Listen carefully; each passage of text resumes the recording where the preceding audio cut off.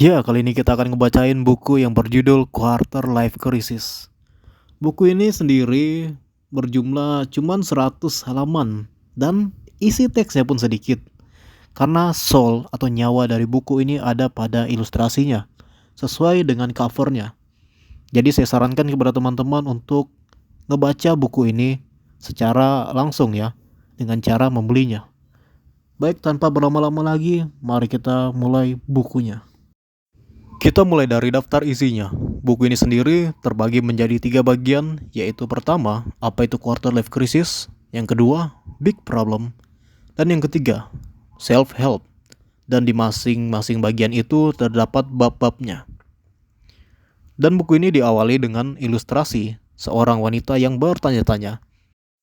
Di sini ada ilustrasi seorang wanita yang bertanya-tanya, seperti lulus, harus ngapain, jodoh, kantor atau freelancer, kuliah atau kerja, S2, masa depan, kuliah umur berapa, kapan bebas dari ini dan itu, dan lain sebagainya. Dan kita akan mulai dari sini, quarter life crisis atau QLC. Apakah dalam benakmu sering dipenuhi dengan kegalauan akan masa depan? Apakah kamu sering bertanya-tanya akan jadi apa ke depannya? Serta merasa takut salah pilih arah dan tujuan hidup? Jika kamu menganggukkan kepala, maka kamu sedang mengalami quarter life crisis. Don't worry, be happy, karena buku ini hadir untuk ngebantumu mencari jalan keluar dari krisis hidup yang satu ini. Mulai dari bagian pertama, apa itu quarter life crisis? QLC atau quarter life crisis, seperti namanya, krisis seperempat abad yang dialami oleh dewasa muda usia 20-an, atau di mana seseorang sudah selesai masa remajanya dan akan menuju dewasa. Pada masa transisi ini, kamu dianggap sudah dewasa dan mampu untuk hidup mandiri dengan pilihan hidupmu. Orang-orang di luar sana banyak yang memberikan tuntutan terhadapmu. Kenyataannya, kamu belum sedewasa itu. Bahkan emosi dan finansial pun belum stabil juga. Nah, kenapa disebut krisis? Sebab pada masa ini, kamu masih berada dalam keadaan yang belum siap, tapi disuguhi dengan banyak tuntutan dan pilihan yang memunculkan rasa bingung, ragu, cemas terhadap hidup dan masa depanmu. Rasa takut akan kegagalan juga sangat tinggi. Biasanya masa ini kamu juga akan menemukan banyak perubahan dalam hidupmu. Mulai dari status awal sebagai anak sekolahan hingga sekarang berubah menjadi status orang dewasa serta bertanggung jawab atas diri sendiri.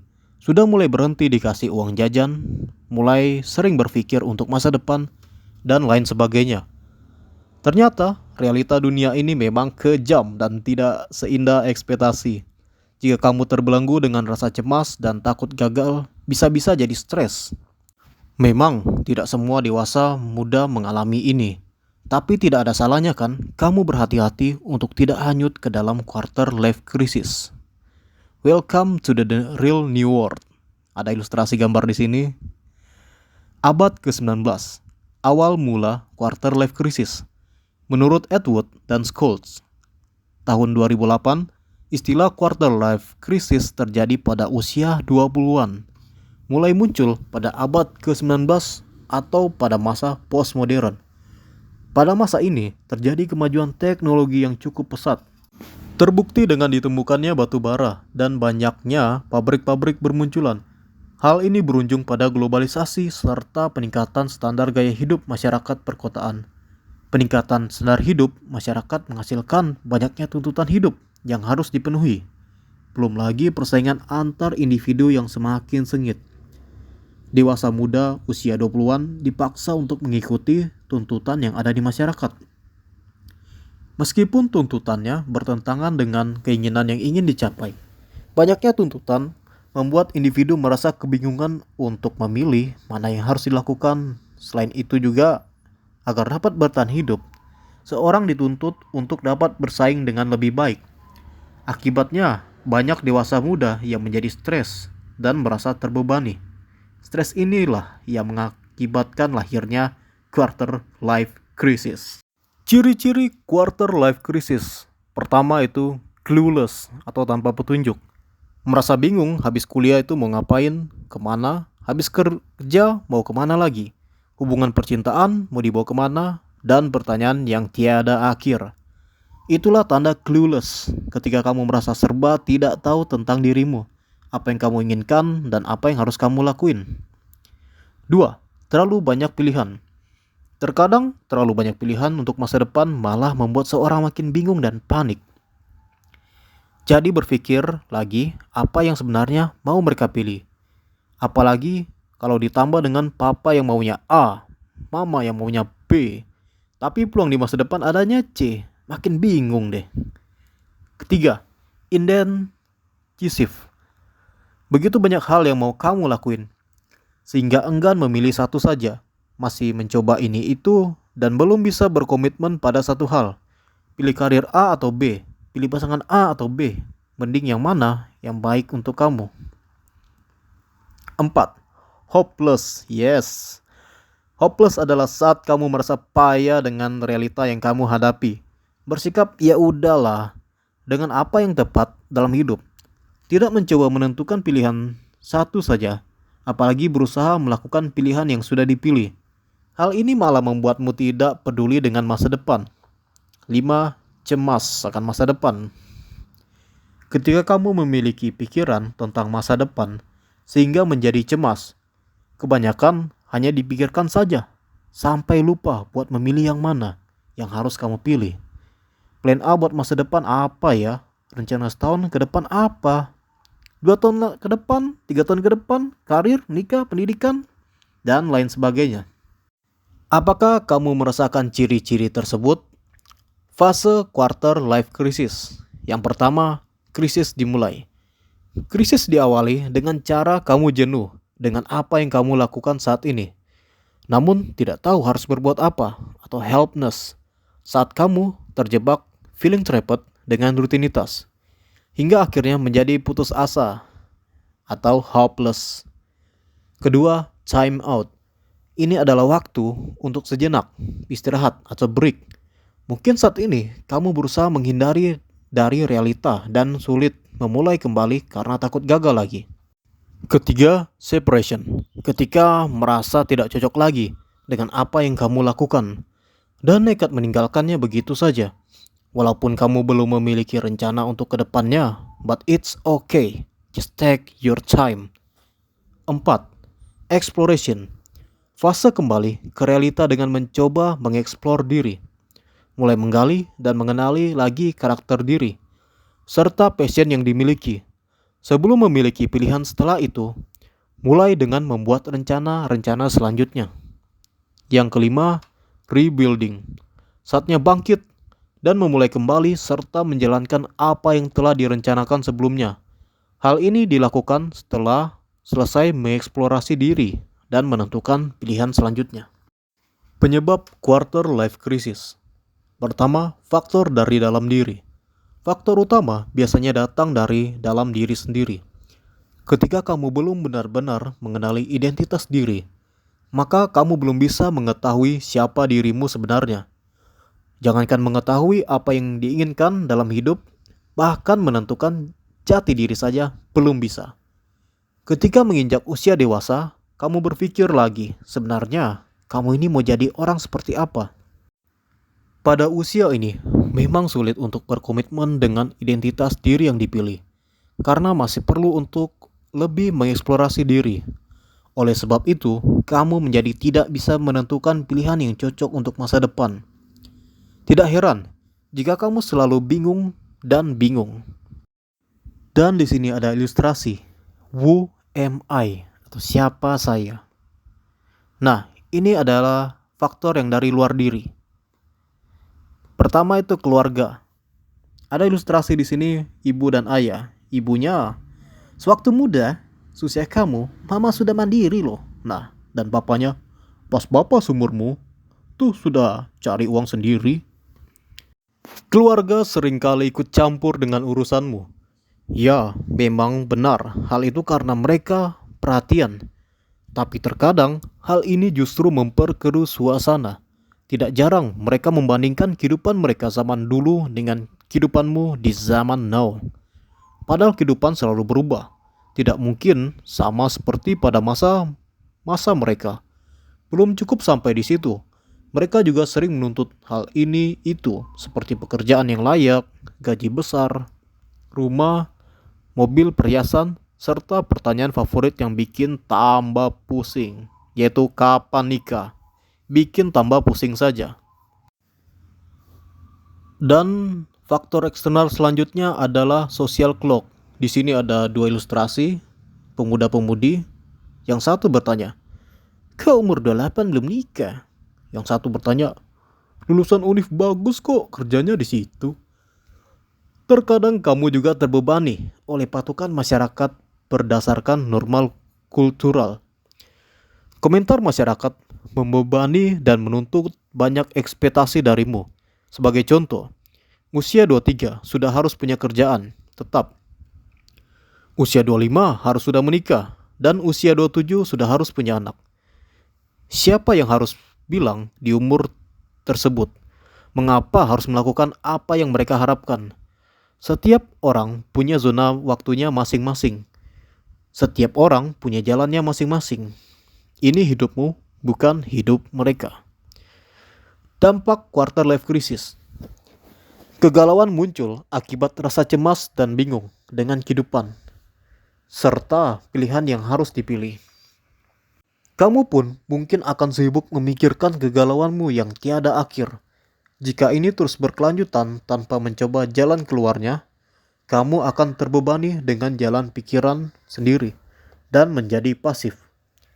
Menjadi pasif membuatmu stuck, ibarat terjebak di dalam lubang hitam. Kamu bingung harus melakukan apa dan hanya bisa diam terus-menerus memikirkan masalahmu. Apalagi kamu memendam masalahmu sendiri, stuck dalam kegalauan dan akan berujung pada stres. Stres yang berkepanjangan itu tidak akan pernah baik, apalagi jika tidak bisa mengatasinya. Bisa-bisa kamu malah menjadi depresi. Hal ini padahal membuang waktu mudamu yang berharga. Padahal usia inilah saatnya kamu aktif berkarya dan mengeksplor diri.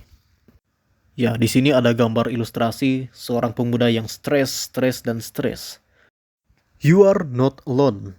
Di sini ada ilustrasi bahwa banyak juga orang-orang yang mengalami quarter life crisis. Seperti B, umur 22 tahun. Duh, gue bingung. Habis lulus mau lanjutin kerja atau sesuai jurusan atau lanjutin usaha bokap. G, 27 tahun. Gue bingung, pacaran udah 7 tahun tapi gak yakin buat kalau dia memang yang terbaik buat dinikahin. Is he the best one? P, 22 tahun. Gue super galau. Habis kuliah mau ngapain? Udah umur segini tapi merasa gak produktif dan gak berkembang. R, usia 25 tahun. Gue sayang sih sama si A, tapi B kok lebih baik ya? Jadi bingung pilih yang mana. Chill aja. Berdasarkan riset yang sudah dilakukan oleh Dr. Oliver Robinson dari Universitas Greenwich di London, 86% dari 1.100 dewasa muda usia 20-30 tahun mengalami quarter life crisis loh. Each new chapter of our life requires an old part of us to fall. Ya, itu kata-kata bijak ya guys. Sorry, nggak bisa bahasa Inggris. And a new part of us to rise. Karya Jenna Galbut. Oke, di sini ada lagi kata-kata lainnya. Everything in life happen according to our time, our clock. Don't let anyone rush you with their timelines. Jay Shetty. Sorry guys, bahasa Inggris saya sangat jelek sekali. Kita masuk ke bagian 2. Big problem. Masalah, oh masalah. Quarter life crisis merupakan masa-masa perubahan bagi anak muda usia 20-an. Yang awalnya remaja menjadi dewasa muda. Nah, di umur ini kamu dianggap sudah siap menjadi dewasa. Padahal kamu belum siap secara mental dan emosi. Belum lagi ditambah banyaknya masalah yang bermunculan dalam hidup yang berkaitan dengan masa depanmu. Memang, hidup tidak lepas dari permasalahan. Masalah terberatnya adalah dilema dalam memilih pilihan hidup. Kita terlalu banyak menimbang-nimbang dan berpikir pilihan mana yang sebenarnya baik untuk kita. Dilema dalam membuat pilihan hidup yang biasanya ditemui, biasanya menyangkut tujuan hidup, karir, percintaan, kemandirian finansial, sampai soal keyakinan. Di antara kelima masalah dilematik itu, ada dua nih yang biasa menjadi masalah terbesar atau big problem. Di saat mengalami quarter life crisis, yaitu masalah dalam karir, work, dan percintaan, love life. Kedua masalah inilah yang paling sering, yang akan dibahas maksudnya, lebih lanjut dalam buku ini. Kamu pun akan tahu cara mengatasinya ketika bisa mengurangi kegalauanmu. Coba sebelum itu, kamu perlu tahu dulu tentang masalah-masalah yang kamu hadapi ini, supaya bisa menyiapkan amunisi. Problem, keyakinan percintaan, kemandirian, finansial, karir, jodoh, tujuan hidup. Pandangan hidup. Pemikiran manusia itu dinamis. Semakin bertambahnya usia, mereka semakin sering mengkritik sesuatu dan memikirkan hal-hal yang sebelumnya tidak terpikirkan. Pandangan hidupmu juga akan berubah terhadap tujuan hidupmu. Selanjutnya, muncullah pertanyaan-pertanyaan seperti, sebenarnya manusia diciptakan untuk apa? Aku hidup itu tujuannya untuk apa? Selain itu, kamu juga bisa mempertanyakan keyakinan yang telah kamu pilih. Mulai mempertanyakan, kenapa harus memeluk keyakinan A ya? Juga tidak jarang mempertanyakan kebenaran dari keyakinan yang kamu pilih. Kamu akan menemukan jawaban dari semua pertanyaanmu. Dan jangan terlalu dipusingkan, tapi coba jalani dan dipahami saja hidup ini. Semua pasti ada karena ada maksud dan tujuan kan? Kemandirian finansial. Dua masalah yang paling sering dihadapi adalah masalah karir, work life, dan percintaan, love life. Masalah karir muncul karena kamu harus mulai mandiri secara finansial. Kamu menganggap dewasa itu jika sudah bisa mandiri secara finansial. Kedewasaanmu akan semakin diakui kalau kamu sudah bisa menghasilkan uang sendiri dan tinggal di rumahmu sendiri. Intinya, kamu sudah bisa mandiri dan sudah tidak bergantung sama orang tuamu. Dari situ kamu akan mulai berpikir sebenarnya karir mana yang baik untukmu dan bisa menunjang kemandirian secara finansial. Nah, disinilah ketika masalah tentang karir muncul. Selain itu, di umur 20-an, kamu pasti mulai kepikiran dengan jodoh. Siapa ya jodoh yang cocok untukku? Kapan harus menikah? Dan sebagainya. Oleh karena itu, dalam buku ini akan dibahas lebih lanjut tentang big problem yang kamu alami. Masalah karir, work life, dan percintaan, love life. Serta cara untuk mengatasinya. Kita akan mulai dari work life dan love life. Oke, work life dulu lah.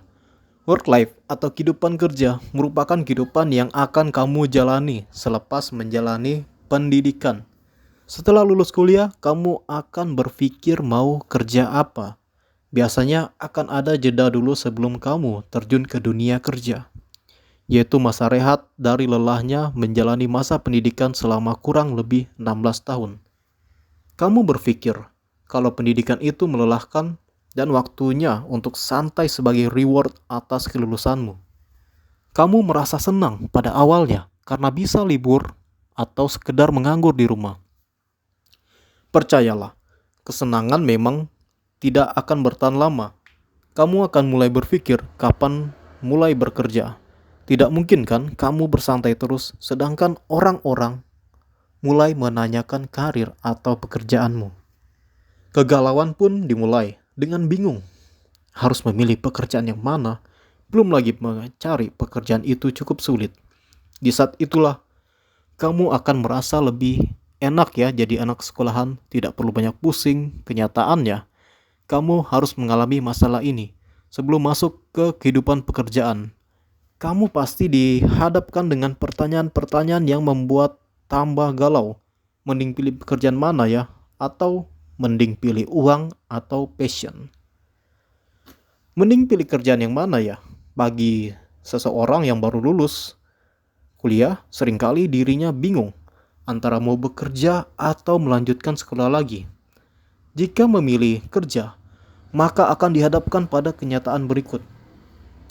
Kerja dengan orang lain atau buka usaha sendiri. Seiring perkembangan zaman, jenis-jenis pekerjaan juga semakin beragam.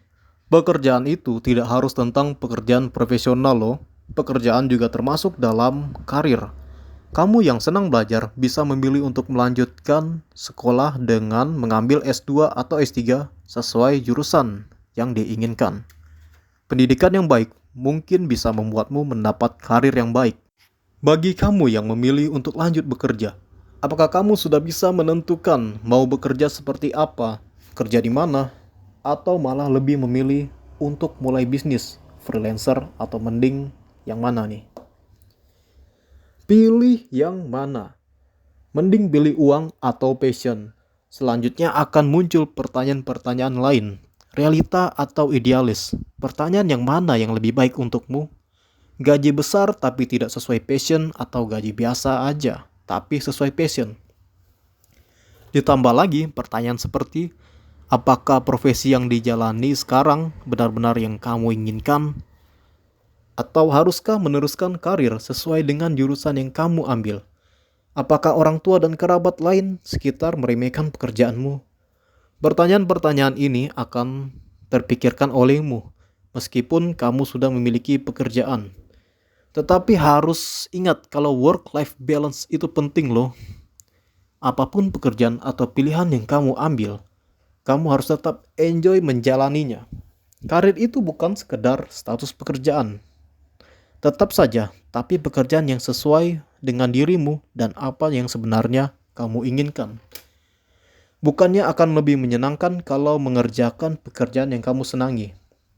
Buat apa gaji besar kalau pekerjaanmu cuman bikin puyeng dan stres? Kamu sudah kerja bagai kuda tapi berujung sakit, apalagi ditambah tidak punya waktu untuk keluarga, sahabat, atau bahkan memanjakan dirimu sendiri. It's a big no. Uang atau passion? Dan sekarang kita masuk ke love life. Masalah selanjutnya yang paling sering dialami adalah masalah dalam love life atau mengejar kehidupan percintaan. Pada usia 20-an tidak hanya mengejar karir, tetapi juga calon pasangan QQ. Semakin dewasa, semakin banyak pertimbangan yang harus dipikirkan. Keputusan untuk menikah tidak semudah khayalan masa remaja, di mana pasangan yang saling mencintai akan dengan mudahnya berakhir ke pelaminan. Tidak semudah itu. Banyak pertimbangan untuk memilih menikah atau tidak. Kalaupun menikah, lebih baik menikah dengan orang yang seperti apa. Pada kenyataannya, menikah atau tidak merupakan pilihan seseorang. Bisa memutuskan untuk tidak menikah karena alasan tersendiri, seperti ingin fokus pada diri sendiri atau berkarir. Hal ini wajar kok. Mungkin kamu memang belum siap untuk komitmen atau menerima keberadaan orang lain dalam hidupmu. Bagi kamu yang memilih untuk tidak menikah, menemukan pasangan yang memang cocok dinikahi menjadi PR terbesar. Inilah biasanya sumber masalah dalam love life. Tipe ideal belum tentu yang terbaik. Wah, keren juga. Kamu yang memutuskan untuk menikah pasti banyak menemukan kegalauan saat mencari pasangan yang cocok. Is he atau he the one? Apakah dia yang terbaik? Sudah lama pacaran tapi belum siap menikah, atau bahkan belum nemu calon pasangan yang tepat. Kebanyakan kriteria pasangan ideal membuatmu menjadi bingung sendiri. Mana yang cocok untukmu? Kamu terlalu membayangkan tipemu yang harus bisa A, B, C, D. Padahal manusia itu nggak ada yang sempurna. Sebenarnya tipe idealmu juga belum tentu yang terbaik buat kamu loh.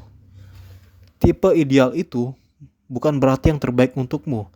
Karena banyak faktor lain yang harus kamu perhatikan demi terjalinnya hubungan yang baik pula.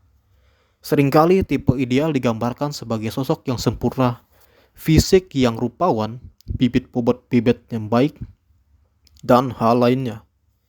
Sangat wajar jika kamu mencari pasangan dengan fisik yang rupawan. Tapi, apakah fisik saja cukup buatmu? Bibit bobot dan bebet yang baik apakah sudah cukup? Pastikan pertimbangan untuk pasangan hidupmu tidak hanya berdasarkan itu. Pertimbanganmu sudah lebih mendalam lagi. Mencari yang memang sesuai dan cocok untukmu, punya tipe ideal itu boleh, tapi jangan dijadikan sebagai patokannya. Karena manusia itu beragam dan saling melengkapi. Jadi pasti ada seseorang yang memang cocok untukmu, meski tidak seideal tipemu. Pertimbangan dalam memilih pasangan di usia ini memang lebih mendalam lagi. Berbeda dengan memilih pasangan saat SMA dulu, yang hanya melihat ganteng cantiknya saja. Tetapi pasangan sekarang, itu yang memang kamu butuhkan, bukan hanya inginkan atau impikan. Kecocokan menjadi sesuatu yang harus ada saat kamu mulai menjalin hubungan. Tidak hanya cocok, bagaimana kamu yakin untuk menikahi orang tersebut? Kecocokan itu misalnya berkaitan dengan adanya tujuan, nilai, atau pandangan yang sama dalam hidup. Hubungan yang harus kamu jalani sekarang juga sudah serius dan mendalam.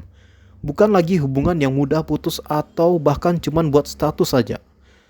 Apakah pasanganmu bisa memberikan rasa nyaman? Kenyamanan saat kamu berkomunikasi dengan pasanganmu sangat diperlukan. Tidak terbayangkan kalau kamu menikahi orang yang diajak ngobrol saja tidak nyambung. Selain kenyamanan, kamu butuh pasangan yang bisa mendukung kamu dengan membuat pilihan hidup yang kamu pilih.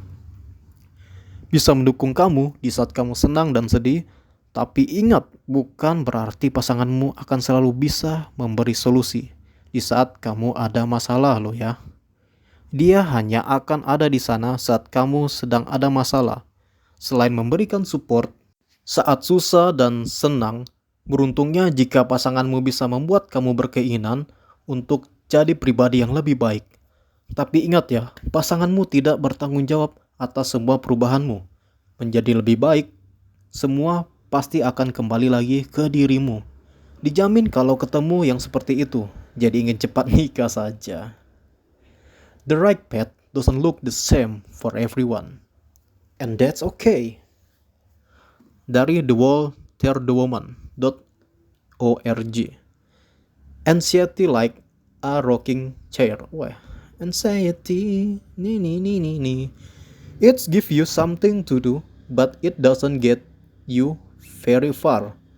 Dari Jody Picoult. Bagian 2, self-help. Kita mulai ke bagian 2 sudah. Pencarian jati diri. Quarter life crisis memang tidak terlihat penuh sebagai masalah. Tapi tidak ada masalah yang tidak bisa diselesaikan kok. Krisis ini bisa diatasi loh. Self-help bisa menjadi metode yang cocok digunakan untuk mengatasi kegalauan yang kamu alami. Self-help sendiri menggunakan cara untuk mengatasi masalah atau membantu diri sendiri dengan membaca diri. Tenang, kamu sudah selangkah lebih maju menuju cara mengatasi quarter life crisis. Semuanya dimulai dari diri sendiri. Self-help dilakukan dengan cara mengenali identitasmu. Kamu akan menggali kembali jati dirimu, karena inti dari masalah di setiap perkembangan manusia adalah pencarian jati diri. Semakin kamu mengenali dirimu dengan baik, maka semakin mudah buatmu untuk menemukan atau menentukan tujuan hidupmu.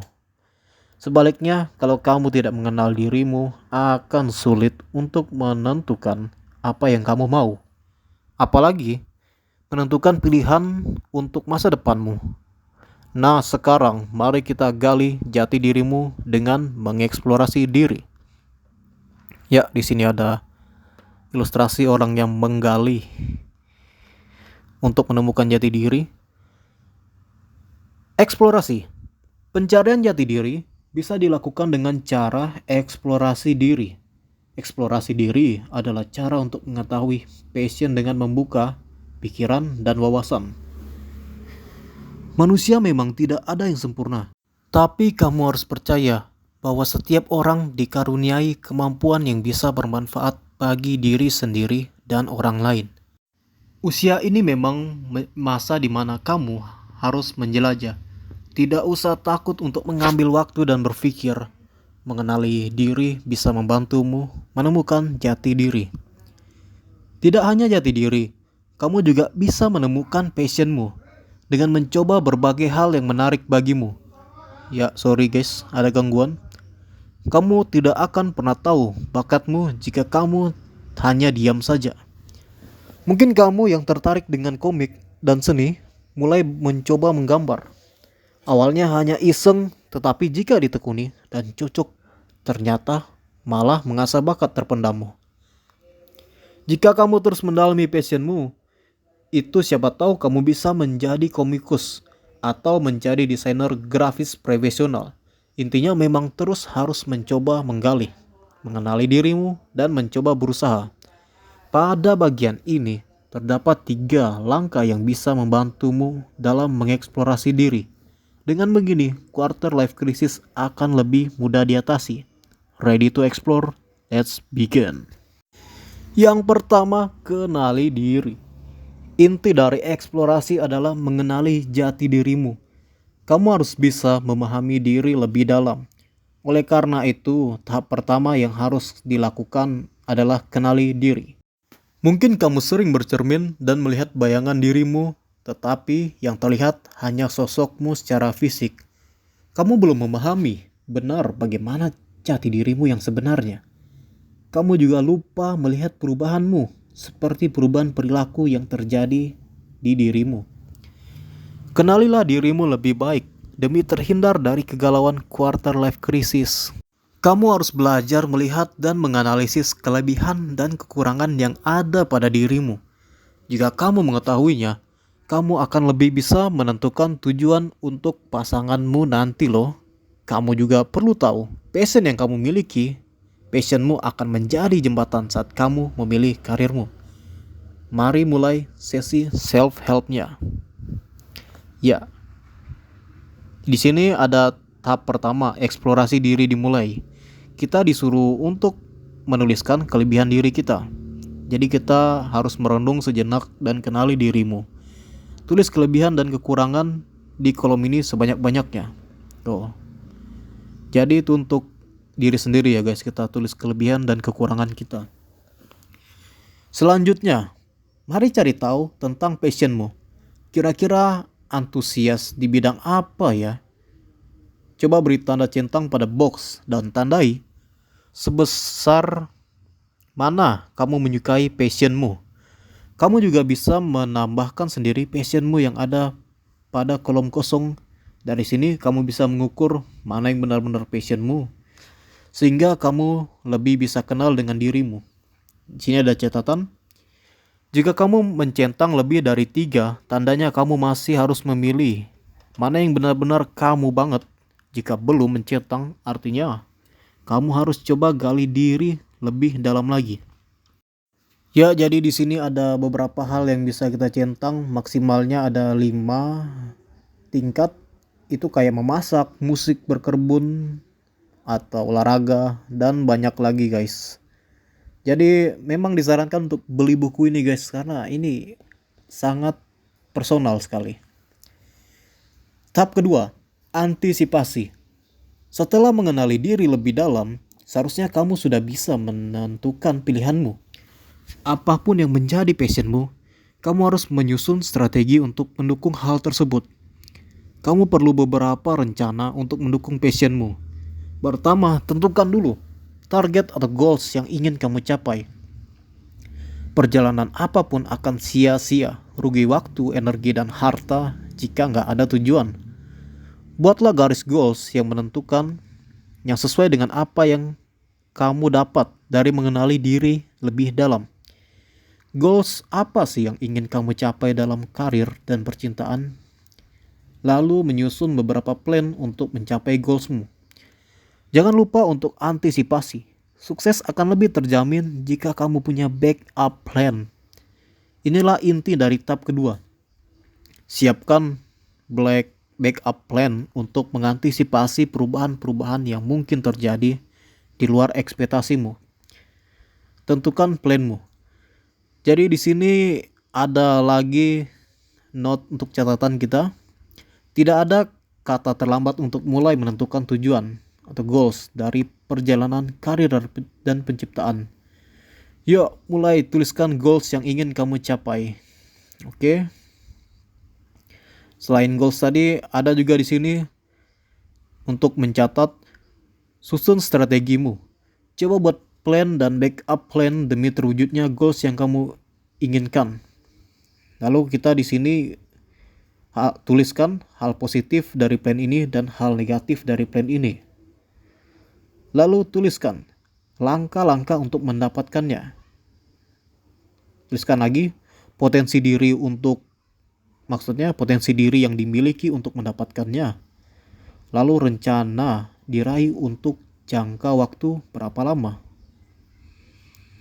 Oke guys, jadi memang harus dibeli guys. Ini bakalan worth it banget kalau kalian beli ini ya.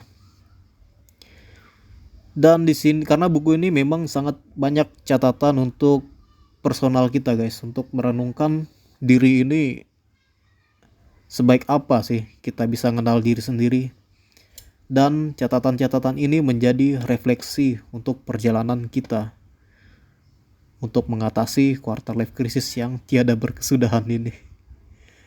Nah, selanjutnya untuk percintaan nih. Untuk mencapai goalsmu dalam percintaan, kamu pasti butuh pasangan kan? Ya pastilah. Coba tuliskan seperti apa pasangan idamanmu. Nah, di sini kita tuliskan lagi. Kalau calon pasangan tuh yang bisa begini begitu. Di sini lagi ada kolom, tuliskan karakteristik atau sifat yang kamu miliki. Kamu bisa mencocokkan dengan sifat yang kamu miliki. Lihat di halaman 74 dan 75. Karakter diri plus dan minus. Itu di garis tengah ya guys. Jadi di kiri itu plus, di kanan itu minus. Menurut teori psikologi Erikson, kalau kamu sudah mengenali dirimu dengan baik, kamu akan mengetahui apa yang sebenarnya kamu butuhkan dari pasanganmu, dan lebih mudah berkomitmen dengannya nanti. Sekarang tuliskan pasangan seperti apa yang kamu butuhkan. Calon pasangan yang dibutuhkan itu ...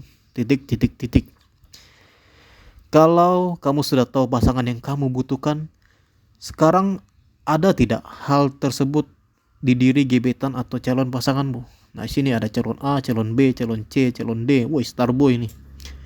Calon mana yang paling banyak memenuhi syarat kebutuhanmu? Kalau memang ada, coba mulai menjalin hubungan serius dengannya. Seringkali memang cocok dan jodoh kan? Oke, yang ketiga, trial dan error. Manusia memang berencana, tetapi Tuhan yang berkehendak. Terkadang memang realita tidak semulus ekspektasimu. Bisa saja kamu mengalami kegagalan yang membuatmu sedikit down. Kalau kata The Band, The Adams, kita bisa membuat rencana untuk sekian tahun ke depan. Tapi percuma jika selesai di tengah jalan. Jadi semua usahamu akan sia-sia jika kamu langsung menyerah ketika gagal sekali. Kalau memang ingin yang terbaik, harus sabar melalui trial dan error. Kegagalan bisa terjadi akibat perubahan dari luar diri atau pergumulan dengan diri sendiri.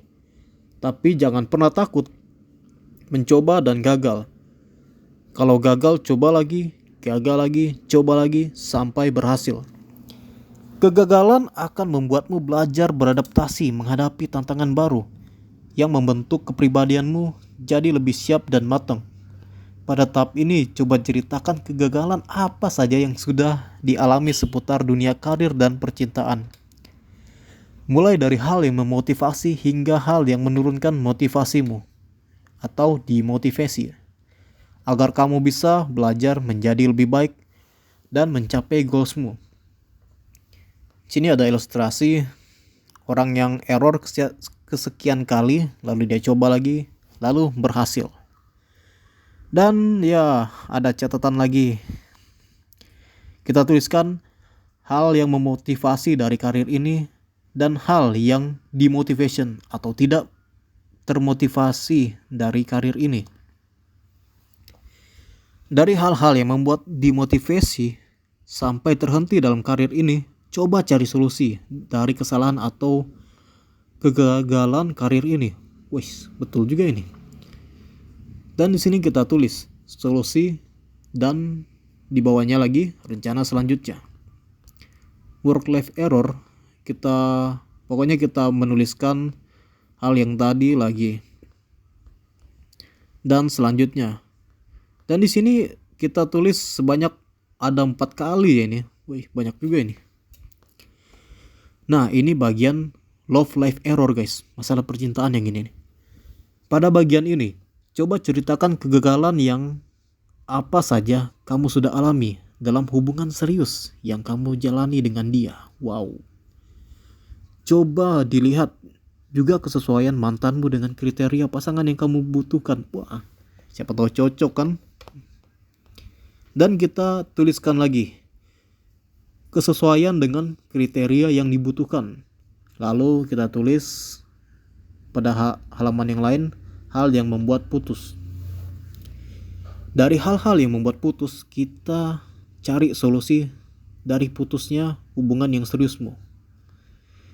Lalu kita tuliskan solusi dan di bawahnya rencana selanjutnya. Dan di sini penulis ada 4 kali ya menulis yang begini. Gagal itu memang sakit dan tidak enak. Tapi kalau kata Rafiki, karakter dalam film The Lion King sih, oh yes, the past can hurt you.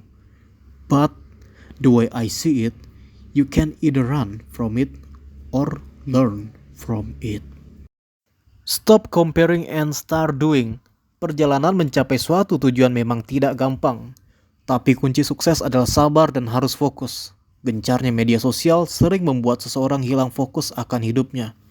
Padahal yang ditampilkan di media sosial hanya hal baik dari kehidupan seseorang. Mungkin sebenarnya mereka hidup tidak sesempurna itu. Media sosial juga melahirkan standar sukses baru di masyarakat. Padahal sukses setiap orang itu kan beda-beda. Hal ini hanya membuatmu kurang bersyukur dan melihat rendahnya dirimu. Fokuslah pada kemampuan diri sendiri dan berhenti membandingkan hidupmu dengan orang lain. Ingat, setiap orang punya potensi, passion, dan pilihan hidup yang berbeda-beda. Kamu tidak harus memiliki arti sukses yang sama dengan orang lain.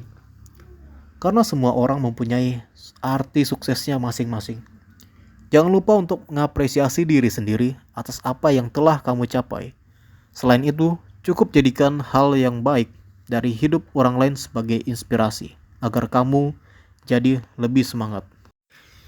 Ya, di bawahnya ada ilustrasi orang yang melihat tweet di Instagram dan mereka murung. Fokus pada tujuan memang penting, tapi jangan lupa kalau manusia adalah makhluk sosial. That's right. Berbagi keluh kesah dengan orang-orang terdekat bisa meringankan stres akibat quarter life crisis loh. Mungkin orang yang kamu ceritakan bisa memberikan solusi untuk masalahmu. Kalau memang tidak punya solusi, setidaknya orang tersebut bisa mendengarkan keluh kesahmu. Sebab menceritakan masalahmu ke orang lain bisa meringankan stres yang kamu alami. Kamu akan merasa tidak sendirian dan lebih semangat untuk mengatasi masalahmu. Support system atau dukungan moral dari orang-orang terdekatmu juga sangat dibutuhkan. Makanya kamu perlu menjalin hubungan yang baik dengan mereka.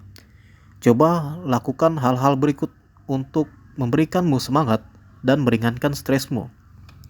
Di sini ada ilustrasi, yaitu hubungi orang tua, makan bareng keluarga, curhat ke teman terdekat, hangout bersama teman. Cara mengatasi quarter life crisis tidak sebatas sampai situ. Kamu juga bisa melakukan hal-hal berikut. Pertama, berdoa. Dekatkan diri kepada Tuhan menurut keyakinanmu. Berdoa dapat memberikanmu ketenangan jiwa loh. Semua cobaan di hidupmu diberikan oleh Tuhan dan sudah pasti Tuhan pun pasti bisa memberikan solusinya. Mintalah maka kamu akan diberi kesabaran dalam menghadapi kegalauan dan diarahkan pada pilihan yang terbaik. Kedua, ekspresikan diri. Tidak ada salahnya kok untuk henti sejenak dan menangis. Luapkan kecemasan, keresahan atau apapun yang dirasakan. Ini bukan berarti kamu lemah atau cengeng, tetapi hal ini juga bisa meringankan bebanmu, asal jangan sampai berlarut-larut. 3. Kumpul bersama teman lama. Coba siapkan waktu untuk reunian sama teman lama kamu. Kehidupan yang kalian pilih pastinya berbeda-beda. Dari situlah kalian pasti bisa berbagi pengalaman untuk mendapatkan informasi-informasi baru atau solusi dari kegalauanmu. 4. Coba hal baru. Di luar rutinitas sehari-hari, coba cari aktivitas baru untuk refreshing. Seperti gabung komunitas atau kursus, biar tidak mumet dengan kehidupanmu yang itu-itu aja.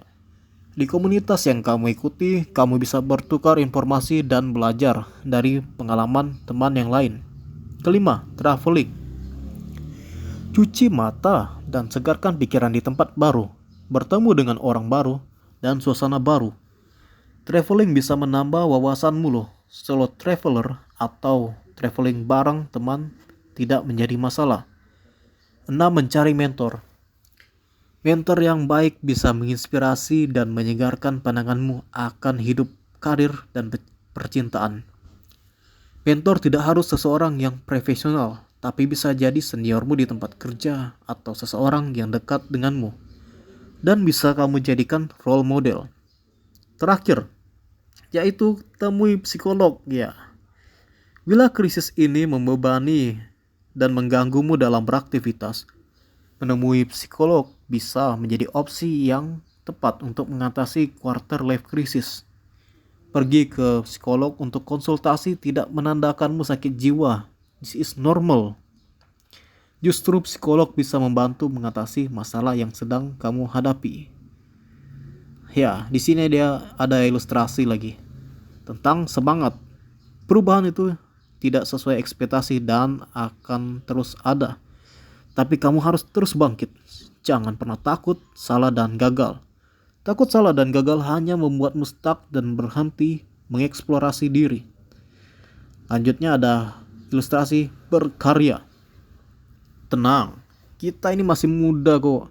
Semua pilihan yang kamu ambil tidak ada yang salah, tapi mungkin belum sepenuhnya berhasil. Teruslah mencoba, meski gagal, bangkit lagi, dan jangan pernah menyerah, selalu tetaplah semangat. Oke guys, buku ini sudah habis, jadi buku ini merupakan hal yang bagus ya kalau kita punya, karena banyak pertanyaan untuk diri kita sendiri dan harus kita sendirilah yang jawab.